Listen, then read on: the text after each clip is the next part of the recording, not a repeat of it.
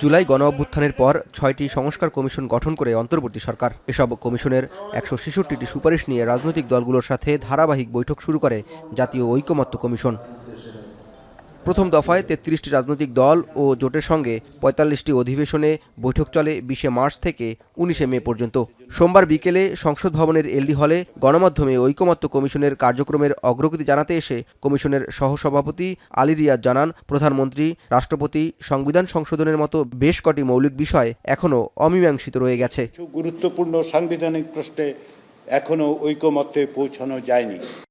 লিখিত বক্তব্যে উঠে এসেছে বিচার বিভাগ বিকেন্দ্রীকরণ, তত্ত্বাবধায়ক সরকারের প্রধান উপদেষ্টা নিয়োগ, এনসিসি গঠন, একই ব্যক্তি কতবার প্রধানমন্ত্রী নির্বাচিত হতে পারবেন এমন মৌলিক বিষয়ে কমিশনের সাথে ঐকমত্যে পৌঁছতে পারেনি রাজনৈতিক দলগুলো। এছাড়া প্রাদেশিক শাসন চালু, বিদ্যমান জেলা পরিষদ বাতিলের মতো অনেক প্রস্তাবের বিষয়ে দ্বিমত রয়েছে।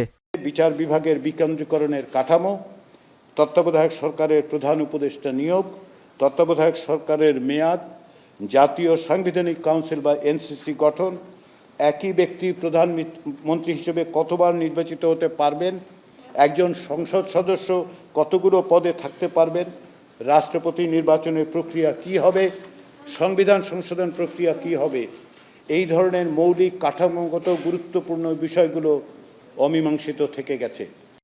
তবে দ্বিকক্ষ বিশিষ্ট আইনসভা, দুর্নীতি বিরোধী ন্যায়পালের পদ সৃষ্টি, নির্বাহী বিভাগ থেকে বিচার বিভাগ পৃথক করার মতো গুরুত্বপূর্ণ অনেক বিষয়ে রাজনৈতিক দলগুলোর সাথে ঐকমত্য হয়েছে।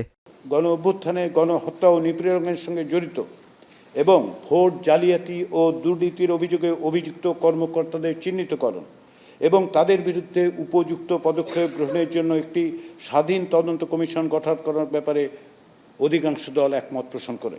নির্বাচনের দায়িত্ব নির্বাচন কমিশনের কাছে হস্তান্তর করার ব্যাপারে সব দল একমত পোষণ করেছে। সংবিধানের মূলনীতিতে বহুত্ববাদ না রাখা, জুলাই গণহত্যা ও নিপীড়নে জড়িতদের বিরুদ্ধে ব্যবস্থা নিতে স্বাধীন তদন্ত কমিশন গঠন, স্বাধীন জনপ্রশাসন সংস্কার কমিশন গঠন, আরপিও সংশোধনের মতো বিষয়গুলোতে কমিশনের প্রস্তাবিত সুপারিশের সাথে আংশিক একমতের কথাও জানান কমিশন সহসভাপতি ডক্টর আলী রিয়াজ। মূলনীতি হিসেবে সাম্য, মানবিক মর্যাদা, সামাজিক সুবিচার, বহুত্ববাদ এবং গণতন্ত্র অন্তর্ভুক্ত করার প্রস্তাবে বহুত্ববাদ না রাখার ব্যাপারে অধিকাংশ দল মতামত দিয়েছে। সবাইকে নিয়ে সংস্কার প্রস্তাবে ঐকমত্যে পৌঁছে দ্রুত সময়ে জুলাই সনদ প্রকাশ এবং টেকসই গণতান্ত্রিক ব্যবস্থা প্রতিষ্ঠা করে জুলাইয়ের বীরদের রক্তের ঋণ শোধ করা সম্ভব হবে বলে মনে করছে ঐকমত্য কমিশন। 12 ফেব্রুয়ারি 2025 জাওদ মাহমুদ, এখন, ঢাকা।